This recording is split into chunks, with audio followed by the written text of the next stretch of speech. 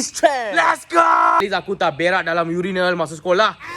Weh, itu time sekolah bro. Asal kau nak expose tu bro? Siapa suruh you berak dalam urinal? You putar otak ke? East, janggut aku tak nampak macam rambut telur.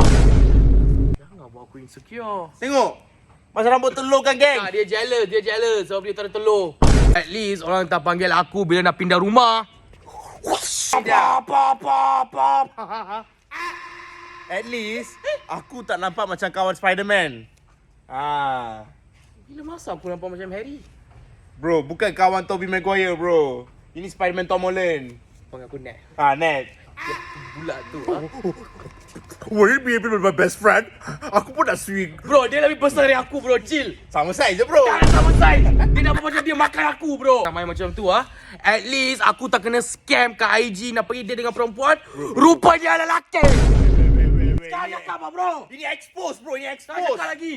Main batal aku tahu. Kau main macam tu bro. At least housemate aku tak pandang muka aku bila makanan kat rumah habis. Bro, itu bukan facts. Ini bro semua fairy tale. Bila Bila you tak housemate aku? ini facts. Kan bila masa aku nak housemate bro?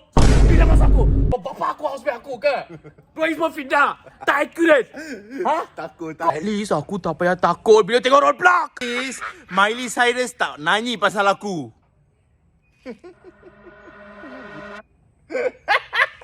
I'm gaming like a real ball. Wow. At least dua-dua telur aku sama saiz. Wey, itu confidential bro. Aku tunjuk kat kau je bro. Nanti orang ingat apa? Satu pingpong, satu basketball. Kau macam ni bro. Okay bro, aku keluarkan ulti aku bro. At least bila aku duduk belakang kereta tu tak wheelie bro. Geng, benda ni tak pernah jadi. Bila? Aku pernah nampak kereta Sam yang kau naik tu dia macam wheelie. Kereta Aku Mira tu begitu wheelie. berat lah bro. Kereta Kita Mira dah tu wheelie. Kereta Mira tu wheelie Geng, bro. dia dah screw up game ni geng. Oh, aku dia pula. buat rule sendiri.